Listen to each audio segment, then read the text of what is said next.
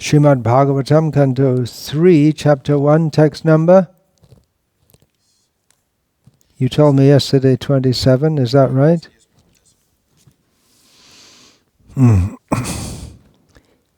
Kachit Kurunam Paramaha Suhrit Naha Bhamaha Saha Aste Sukham Anga Shaurihi Yaha Vai Svasrinam Pitrivat Dadati Varan Vadanyaha Vara Tarpanena Kachit Kurunang Paramasuhrino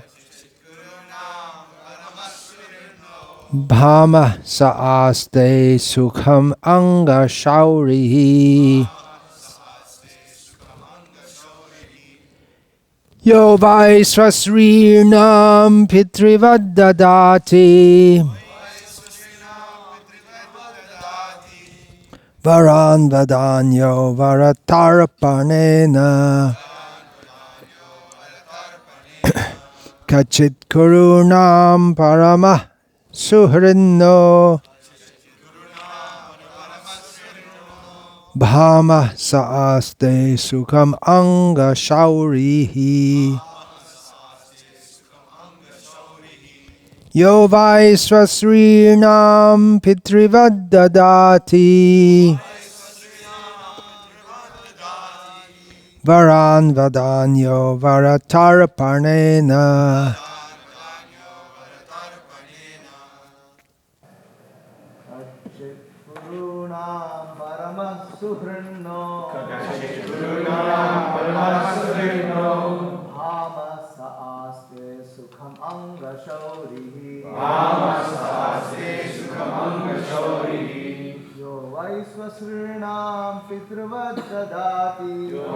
Swasrinam Pitrivaddadati Varan Vadanyo Varatarpanena Kachit Kurunam Paramasuhrino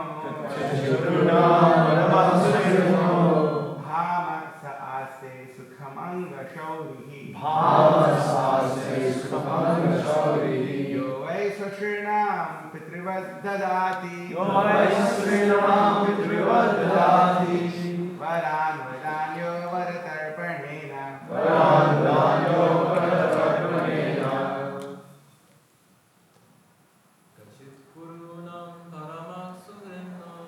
Kachit Kurunam Paramasuhrino Bhama Saaste Sukhamanga Shauri Yo Vai Swasrinam Pitrivaddadati Varan Vadanyo Varatarpanena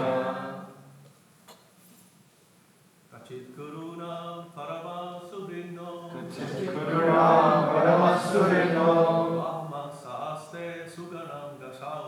Bhama Saaste Sukhamanga Shauri Yo Vai Swasrinam Pitrivaddadati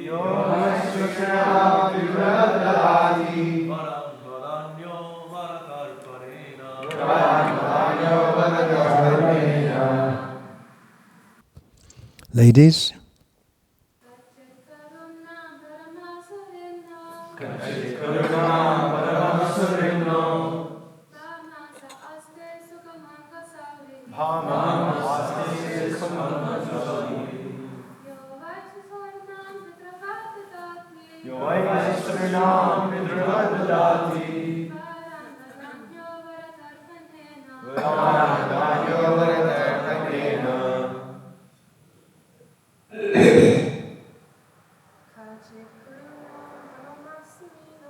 Kachit Kurunam Paramasuhrino Bhama Saaste Sukhamanga Shauri Yo Vai Swasrinam Yovaisa Srinam Vidura Dadati.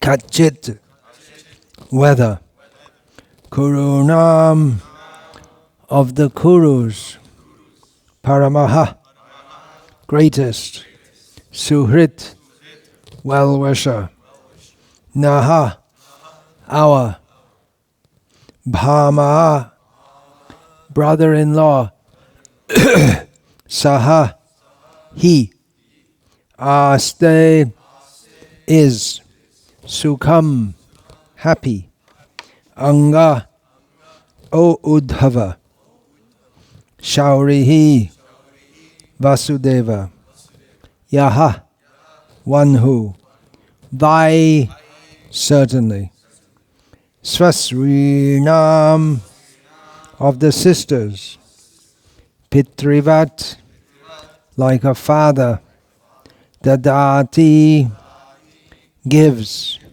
Varan, everything desirable, Vadanyaha, munificent, Vara, wife, Taraparnena, by pleasing.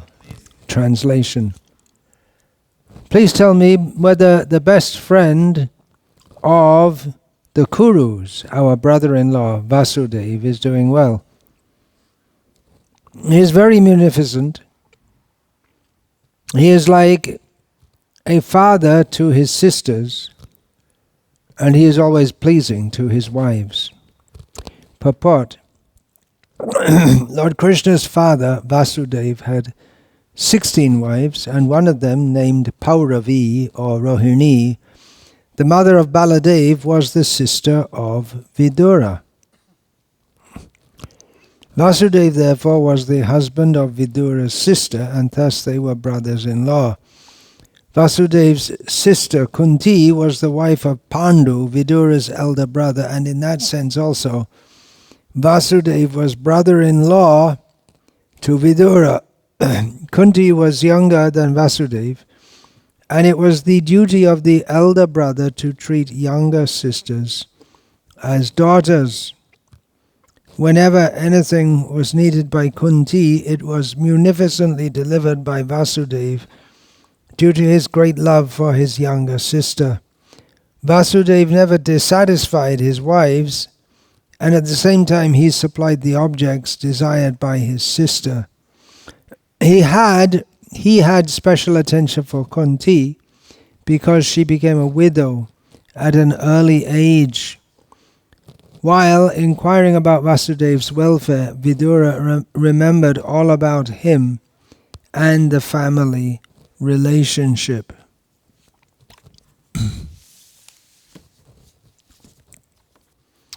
Om Jnanatimirandhasya Jnananjana Shalakaya Chakshurin Militam Yena Tasmai Shri Gurave Namaha Nama Srishtam Vanumapi Shachiputram Atra Swarupam Rupam Tasyagrajamuruparing Maturim Goshtavartim Radha Kundam Girivaramaho Radhika Madhavasham Prapto Yasya Pratita Kripaya Shri Gurum Tamnatosmi Vandeham Shri Guru Shri Ataf Padakamalam Shri Gurun Vaishnavangscha Shri Rupam Sagrajatam Sahagarna Raghunathan Vitam Tam Sajivam Sadvaitam Savadhutam Parijana Sahitam Krishna Chaitanya Devam Shri Radha Krishna Padan Sahagarna Lalita Shri Vishakhan Vitamscha Guru Vaishnav Bhagavan Tina Smarane Hoy Vigna Vinashan Anayashi Hoy Nijavanchita Puran Hare Krishna Krishna Krishna Hare Hare Hare Rama, Rama Rama, Hare Hare. Vidura had left home. Generally one leaves home to become free from attachment, at least in Vedic culture, to become free from family attachment. But we can see that Vidura is very much concerned about all the family members. Vidura didn't specifically leave home to become free from family attachment. More on the positive side, to visit the holy places connected with Krishna, and on the negative side, to get away from Duryodhana, out of his mercy upon Duryodhana, so that Duryodhana didn't have the opportunity to insult him further and in this way make more offenses. Some impersonalists, they denigrate the Bhagavatam. It's all stories, and stories means relationships. There's no story if there's no relationship. You don't make a movie about two people just looking at each other and they never say anything or do anything. There has to be some activity, some discussion, and then activities, and then relationships have formed and sustained and broken based on activities and how we respond to them. So the Bhagavatam is all about relationships, and the Bhagavad Gita also, for that matter, started with Arjuna in an existential crisis such as he'd never imagined in his life before. I have these relationships, and I'm going to act in a manner which is contrary to these relationships. Or in the case of his relationships with the Kauravas, they hadn't been good ever since their childhood, but he's still thinking how we could maybe make it up. Why can't we all get along? Because that is the way of dharma, that one is supposed to, it's not just dharma, but it's there in human society. It's expected in human society that one will be affectionate to family members. That is breaking down more and more. As families become redefined, what the very meaning of a family and what the basis of family life is. And what is the very meaning of it? Yeah, what is the very meaning of a family? And as society becomes more and more impersonal and people become more and more selfish, but the impersonalists will denigrate this, and they preferred the Upanishads, where it's jnana, just knowledge, which in their estimation means simply understanding that all relationships are causes of suffering. They want to negate all relationships. However, in the Bhagavatam, we find, along with descriptions of Bhagavan, Bhagavata means in relation to Bhagavan, so the Bhagavatam is the scripture particularly in relation to Bhagavan, and the Bhagavatas, they are the devotees. It's Ek Bhagavata Baro, Bhagavata Shastra, Ar Bhagavat, Bhakta Bhakti Rasa Patra. Krishnadas Kaviraj Goswami describes there are two kinds of Bhagavats. One, the big one, or the main one, is the book Bhagavat. And the other one is the devotee who is the receptacle of Bhakti Rasa. So the devotees, they don't avoid relationships or try to cut off relationships, but they understand relationships in relation to Krishna.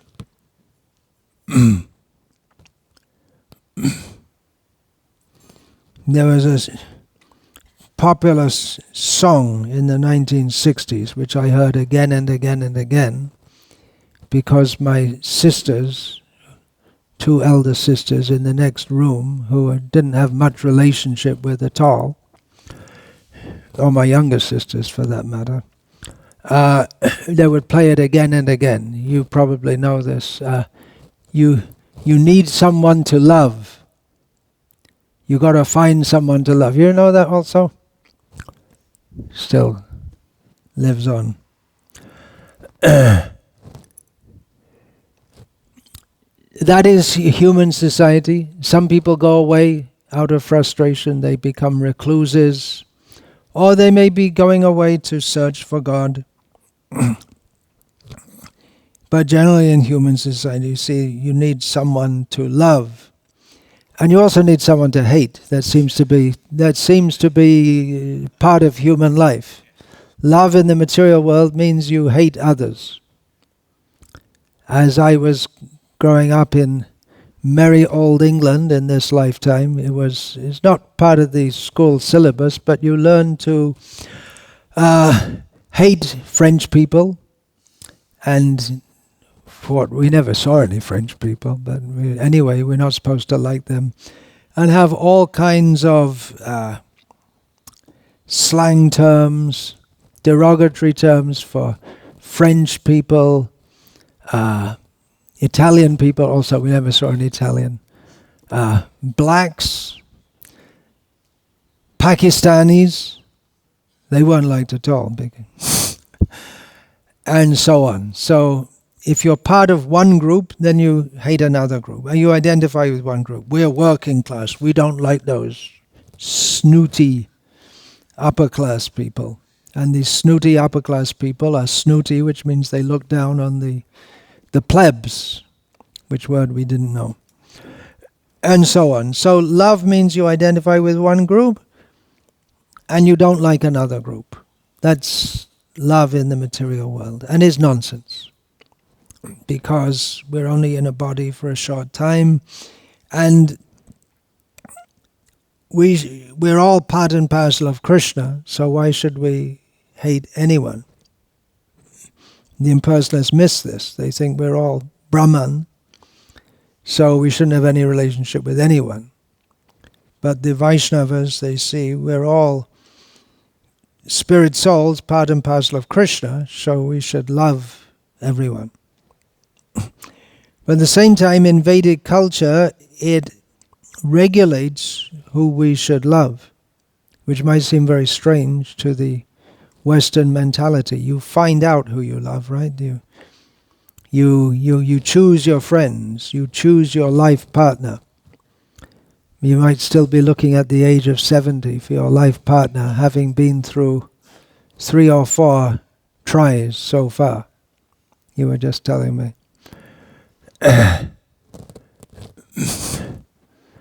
Amazing foolishness. But the Vedic culture, it regulates who we should love and to what degree.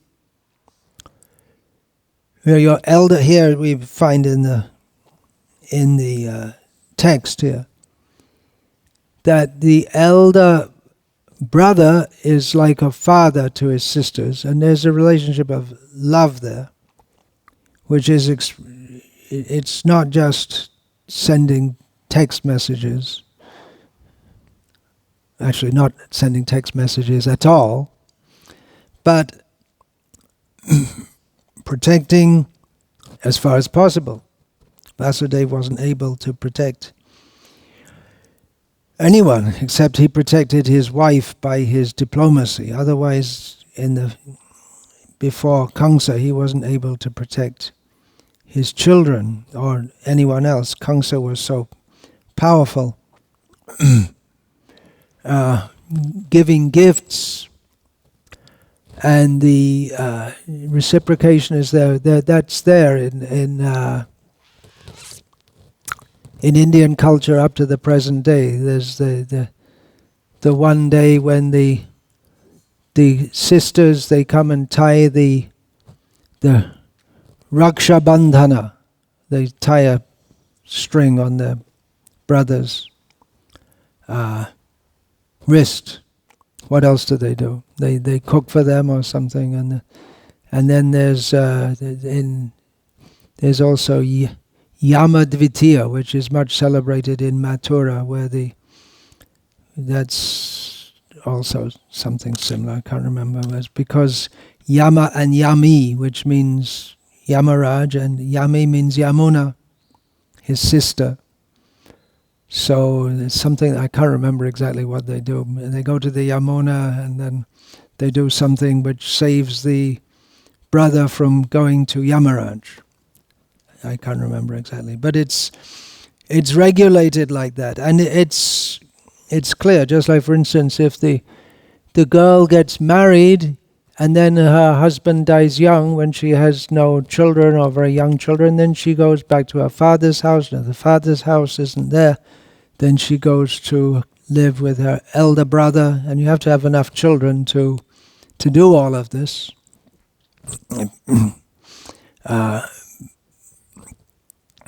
And the elder brother is treated just like a father, and he has to behave like that to his younger brothers.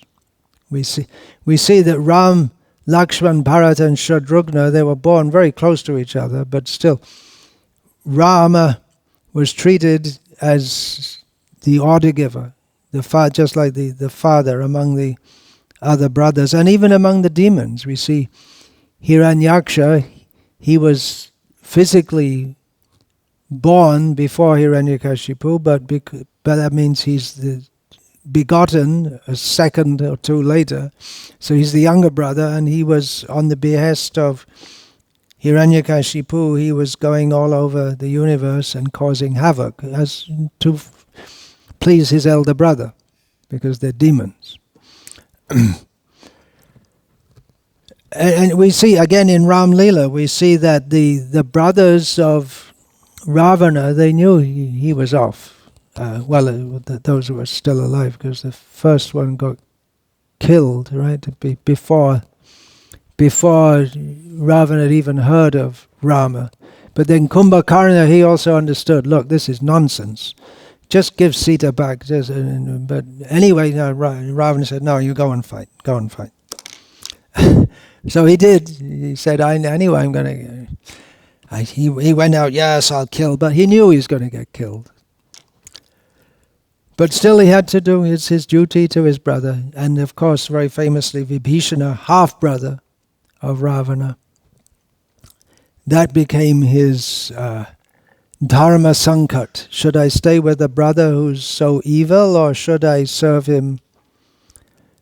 Should I go on serving him? And he decided, no, I'll go and join Rama, which was a really very heavy thing to do, if we consider in Vedic culture. And Arjuna, similar situation. I have to follow what Yudhishthira wants and what Krishna wants, but how can I go against Bhishma and Drona? How did I get in this situation? Everyone else was in the same situation. In the Mahabharata war, we had the same thing, that Vikarna was actually a great... Well, he knew. He was the only one who... one of the sons of Dhritarashtra. He was the only one who spoke up in the Asat Sabha when Draupadi was being insulted. And he spoke up and said this is wrong. But he still fought on the side of Duryodhana. And Bhima, he promised to kill all the sons of Dhritarashtra. And he did, one by one, wiping them out. But after killing Vikarna, he circumambulated him in respect, and then went back and with fighting like that. One he didn't kill, Yuyutsu, because before the battle, Yudhishthira said, if anyone wants to join our side, come and join. And one came, who was the half-brother of Duryodhana. So that was, Yuyutsu was considered a traitor. Vibhishana was considered a traitor. But they chose on the side of dharma. It's dharma to follow your elder brother, but if you see they're doing such bad activities, should you still follow them? And that's a great moral question throughout history and all civilizations. Should you support someone who's doing wrong just because they're your friend, or they've done so much for you in the past? Should you turn them in? Should you support a father in old age? You're supposed to support your parents in old age. Should you do so if he's been evil all his life? You've seen that. So these questions arise. And we have Ramayana, Mahabharata, Bhagavatam, the Puranas, to give narrations which we can draw lessons from. And human life is complex, can be very complex. Even with all the rules of dharma regulating how people are to behave, you can't imagine every situation that will arise. And so when a question comes up and you can't, it's hard to say what to do, then the elders, the brahmanas, they're to be consulted what to do in this circumstance, and then they may cite, well, there's this from Mahabharata, oh, there's this from Bhagavatam, and it's a similar situation. So the Shastra acts as a guide for practical action. So it's saying about relationships that your love is directed toward certain persons and not toward others. That's there in human society. Although the best attitude is Vasudeva Kutumbakam, to see everyone as your family member. But in practical dealings, you have to be with certain persons more than others. If you're living in a family, you have to act cooperatively for the benefit of that family, and you can't act for the benefit of another family in another village. You can't act in this, just like something very simple, washing the pots. You may have the duty to do that if you're in a poor family, because families a little higher, they have servants to do that.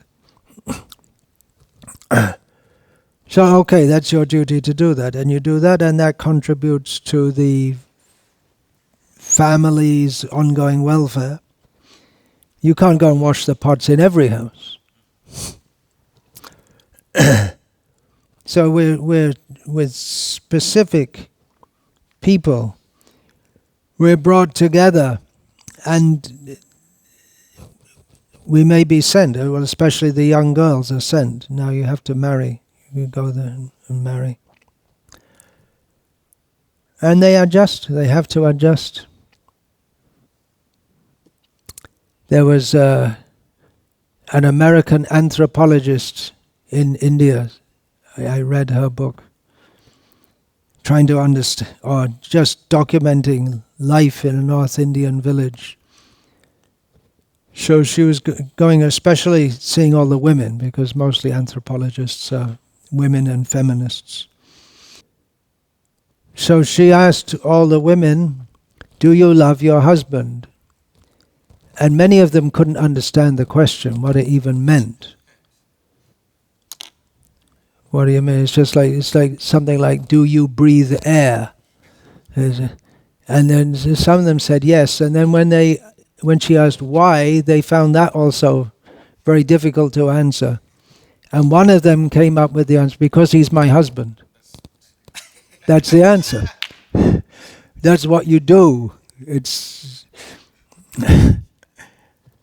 And love is, because the Western idea of love is something out of a movie, which has no parallel in real life, or something out of what's that, Walt Disney, Cinderella? Oh, it's not originally Cinderella. Was it Cinderella? Or there are so many of them.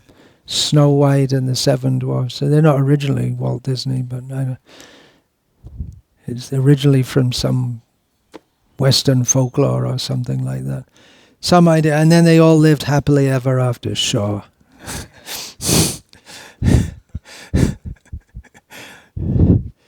So this bizarre idea that my soulmate, my partner, the one is meant for me, and all this, but it's all based on. What it comes down to is this person fulfills my sense gratification, and I'll reciprocate with that.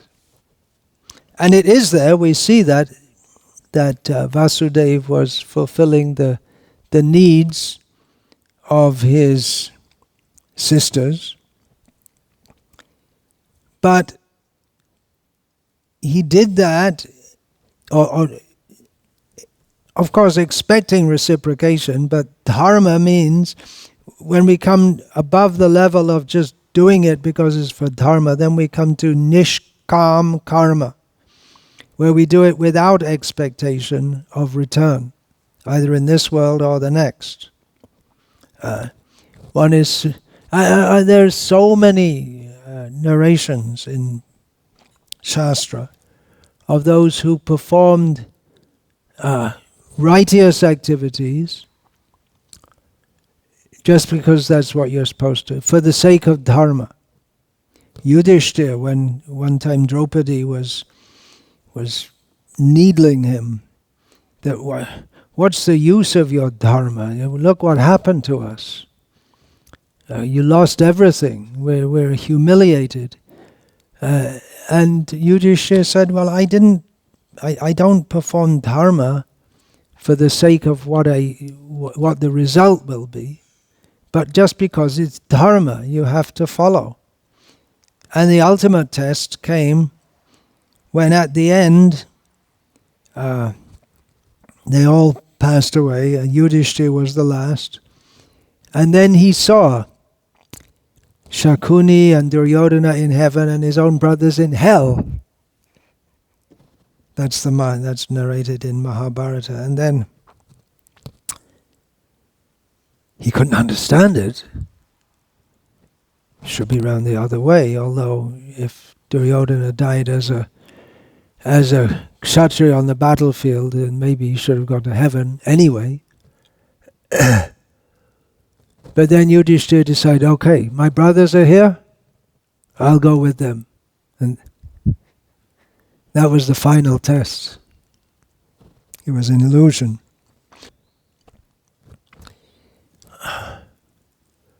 The Mayavadis, they want to negate all relationships. And we, in the material world, we try to develop relationships to act in a way that love, the love that we all seek, is generated.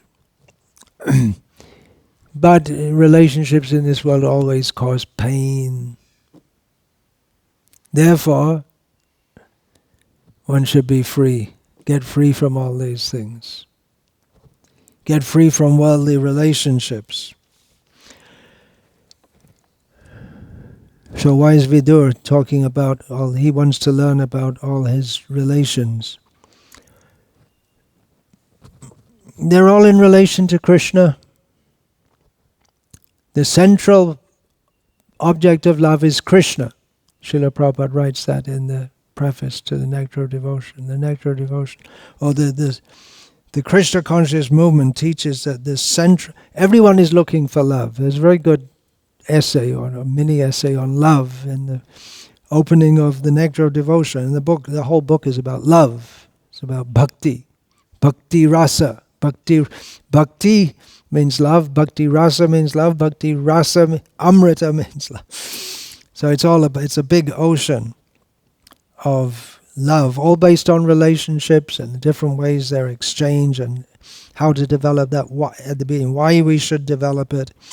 Srila Prabhupada gives a little essay contained within his introduction on love, and he says that the Krishna conscious movement is based on the principle that the central object of love is Krishna. So Krishna is the central object of love, but it doesn't mean only Krishna. Of course, there's nothing different from Krishna in one sense, but if we only look for Krishna, we remain a neophyte devotee. That is described in the Bhagavatam. Acharya meva haraye pujaya shadhayate natad bhakteshu chanyeshu sabhakta prakrita smritaha. A devotee is on the material platform. Even if he worships Krishna with great faith, but he doesn't offer similar respect or doesn't recognize the devotees of Krishna or others. So one has to make friendship with devotees also, serve the devotees and act in relationship with the devotees. And the Mayavadis can't imagine this. They just want to get free from all relationships. But Vaikuntha means the place where there's relationship with love only and no pain. In this world, love means pain. It's concomitant. And pain is more than love. But still that little tiny bit of love is so enticing that everyone goes on searching for it, despite the pain. They keep on looking. Where is that? And they look for it in sense gratification. But they can't find it. It's not there. So we have here a discussion of Vasudeva was like a father to his sisters, always pleasing to his wives. They didn't give up on him, even though he was not able to properly protect them. With his one wife, he was in prison, and the others were scattered. Pauravi, Rohini, was in the care of Vasudeva's half-brother, Nanda Maharaj.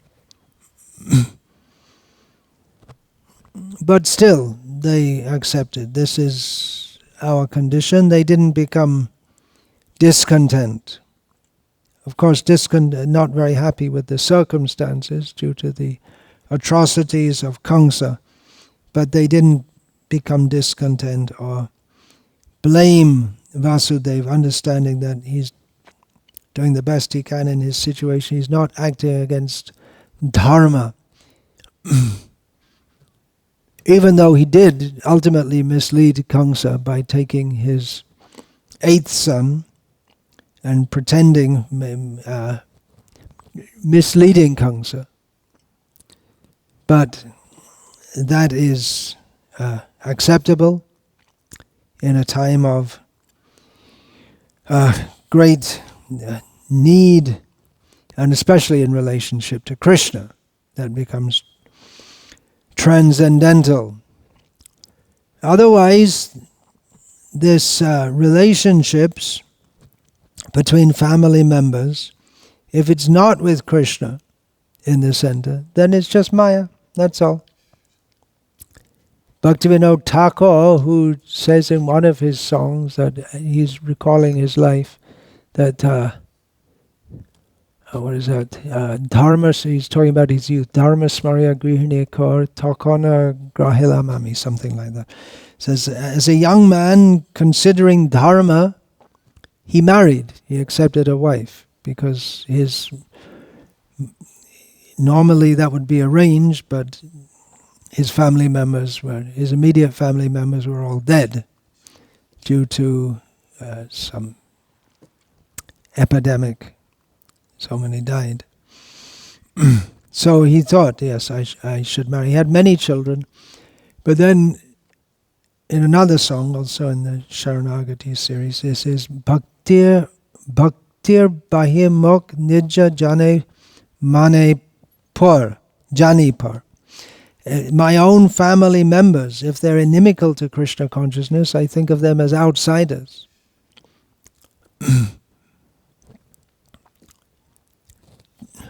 Two of his sons made bhakti the central focus of their lives. We don't know about other sons. At least one of his daughters was very close to and very supportive of Bhaktisiddhanta Saraswati Thakur.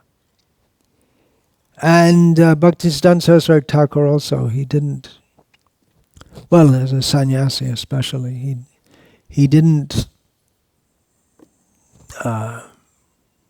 cultivate relationships with his family, means his brothers and sisters on the material platform. Although he did make a samadhi for Bhaktivinoda Thakur and for his own mother, seeing her as a pure devotee. So he made a facility for worshipping her. Her body must have been burned, not that we don't have any information, nor do we have, I don't believe that there's no grounds for burying the body of a woman. For sannyasi, if they are sannyasi or a great saintly person, their body may be buried, at least in general Vedic culture, although we do see in some parts of India it's becoming increasingly common burials, mostly because people can't afford it, it seems. You just dig a hole and throw it in. It's cheaper than going through the whole procedures, and the wood can be very expensive, and so on, so on, so on, so on. Kunti Devi prayed, Sneha Pashamemang Chindi, Jada Pandashu Vrishnishu. She's praying to Krishna, cut this strong bond of attachment that I have both from my own sons and from my father's family members, on two sides. The women have family on two sides. And the man also, he has his mother's side, but the father's side is taken very seriously. Not the mother's side, not taken in terms of obligation. Well, why should she pray like that when they're all pure devotees? What do you think? Any thoughts about that? To set an example? Yeah, he's saying the same thing. Anyone else? Any suggestions? Why should she say like that? Would all go to deterioration very soon. Lord Krishna would leave the world soon. Is that what you said? A few verses before that, she says that Krishna was supporting everything. Because of him, everything was flourishing. Now that Krishna is leaving Dwaraka, leaving for Dwaraka, everything will deteriorate. But I don't see how that's connected with... Maybe she felt that affection was a bit mixed and she wanted to be completely... She felt that maybe that affection was a bit mixed and she wanted to be clearly on the spiritual platform. Yeah. You were going to say the same thing. I was thinking that also, yeah. Which is set an example because her consciousness is completely pure, that we know, we can see from her prayers to Krishna, beautiful prayers. But it's setting an example also because we here, as aspiring devotees, we have relationships with devotees, but it may be mixed also, and with family members.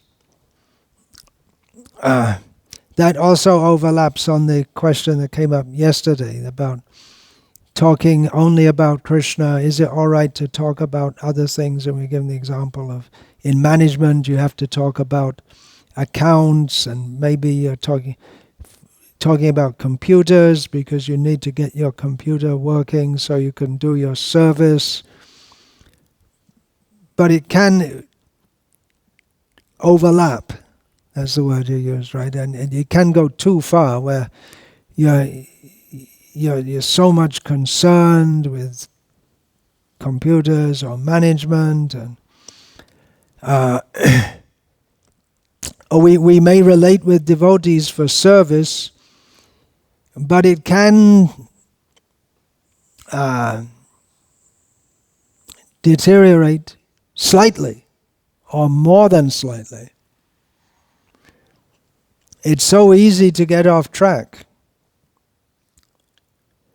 For instance, you may be discussing with someone how to cook such and such, preparation for Krishna, and that devotee may say, yeah, well, so-and-so taught me to do it like this. You say, oh, so-and-so, I didn't see him for a long time. Yeah, actually he's in Maya now. And then you just blah, blah, blah, start talking about how he's in Maya, and this. It's so easy. Maya is very expert in dragging us away from Krishna.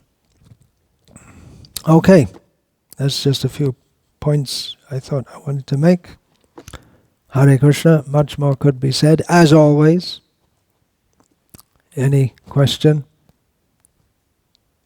Comment? You have, you're the elder here, right? Yeah, so thank we you, all Maharaj. have to defer to you. So, But if you start attacking us with arrows in battle, then we'll have to see what to do. so Not very likely. So in Krishna consciousness, right from the very beginning, we're kind of taught that mundane love is not where it's at. We're, encouraged to turn our back on that. It's temporary. Callous. Srila Callous, Prabhupada become often used the callous, word yeah. callous. We should be callous to bodily relationships. Callous, right? It's temporary. It's a heavy word. It's illusory. But It means no as, feeling, nothing. as you were saying during the class, and you sort of like acknowledged the validity of that song that your sisters used to play. You got to find somebody to love. You need somebody to love. There's something Yeah, to well, that. their idea of love is Right. you smoke some marijuana and have it off in course. Golden So Gate that's, Park. We turn our back. We're callous towards that. We turn our back from that, and you supported that by quoting from the Nectar of Devotion, where Prabhupada says, it's the central point is love. It's so. But we're taught by Rupa Goswami that there's different stages of devotional service, and the final stage is after 9, or some acharyas, according to Mukunda Das, say 14, is prema. So in the beginning, we're turning our back, we're, becoming callous towards the mundane, so-called love, but it's what but we don't, there's a long stretch there before we actually get to the real thing. So what are you supposed to do in the meantime? What do we do in the meantime when we're neither here nor there? We're in Trishanku situation. We're neither up nor are we down.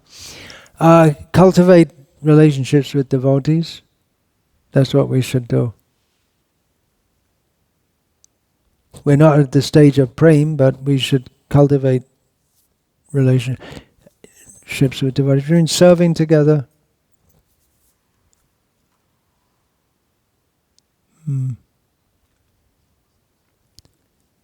Then, Guru Maharaj, this attitude of performing one's duty, even in devotional service, for the sake of the duty itself in devotional service, for the sake of the pleasure of Guru and Krishna. The neophyte, like myself, tends to want to look for perks or let's say like appreciation, to say, okay, yes, I am pleasing.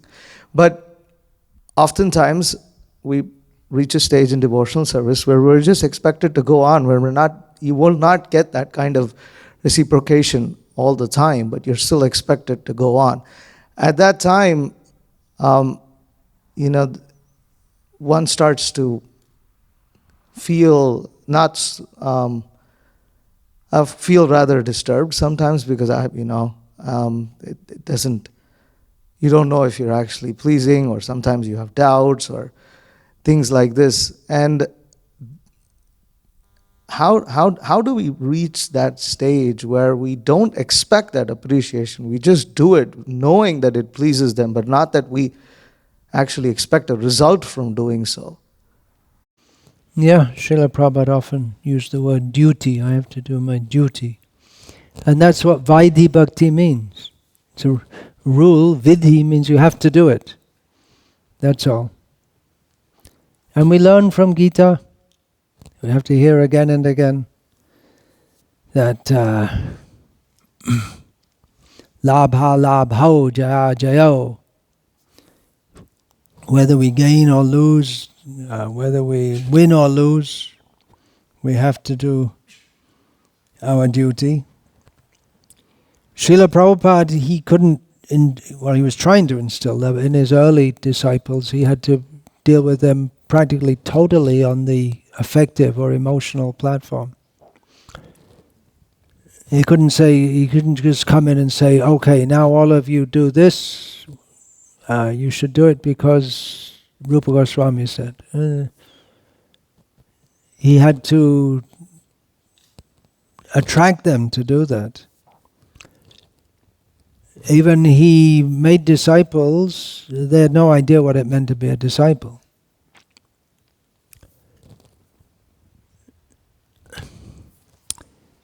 So that is the standard one should do, just on order, by duty.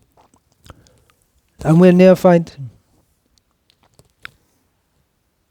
So we need some affection and encouragement, and that's also there. It's not just rules. As in one place in the Bhagavad Gita purport, Srila Prabhupada talks about following discipline just like in the military.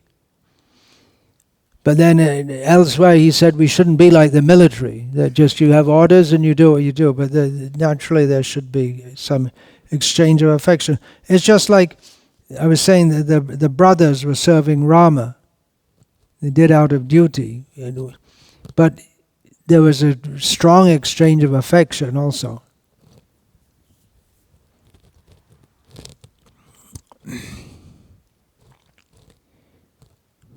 So what was that? How do we develop that?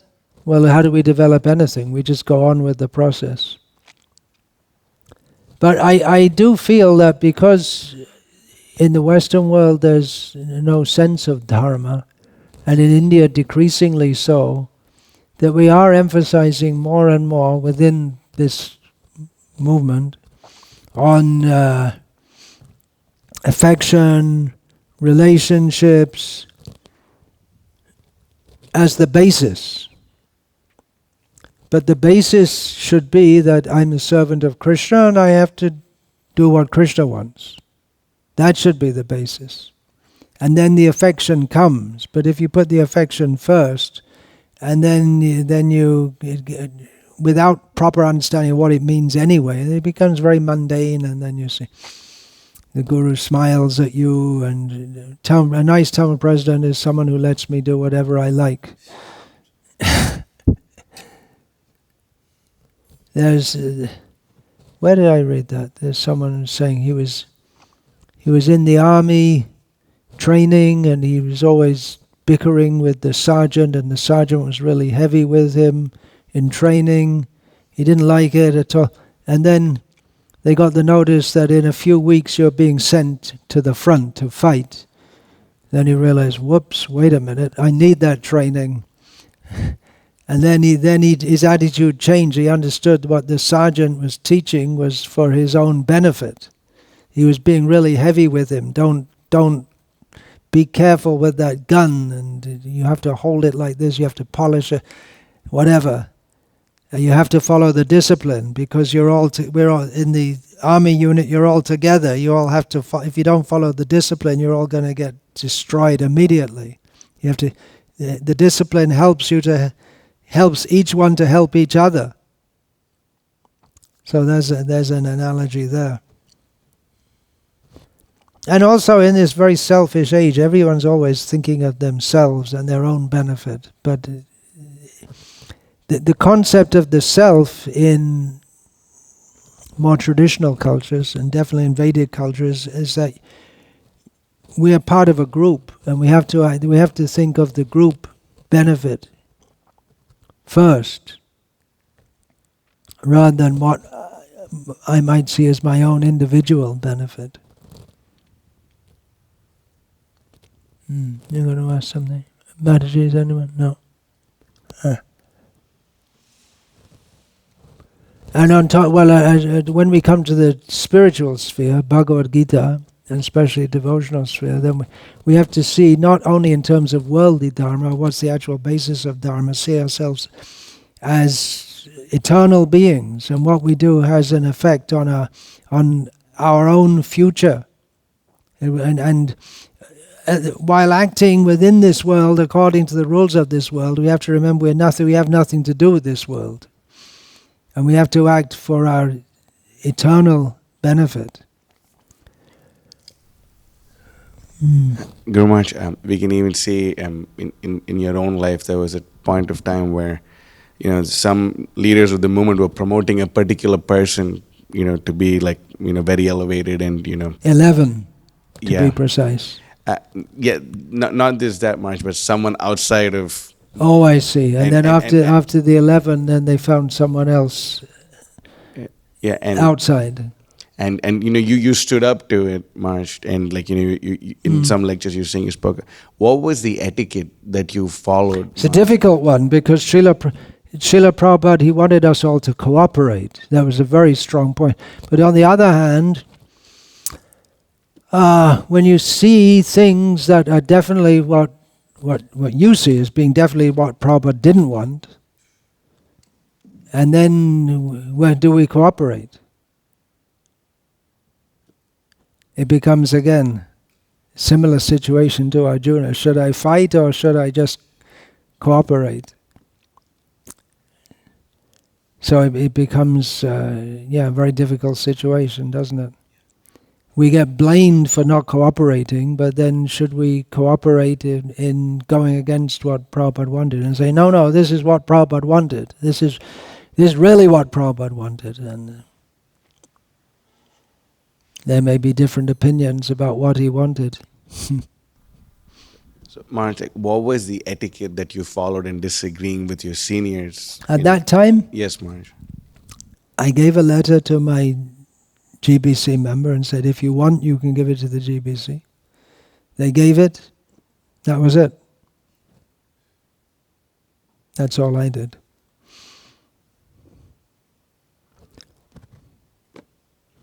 It's history now.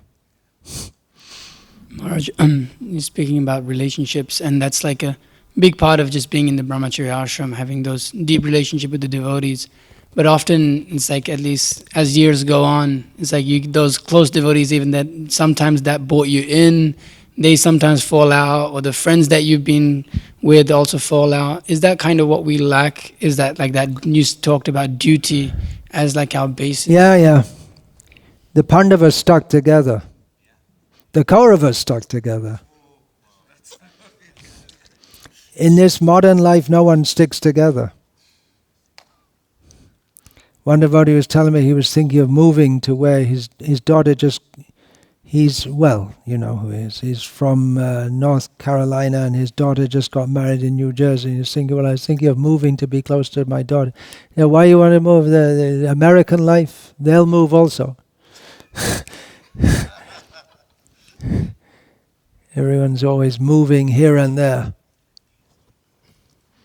Stable relationships.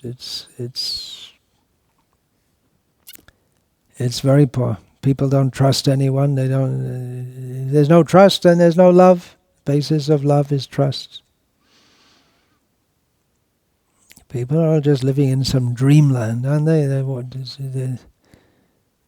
watching some star on some screen and imagining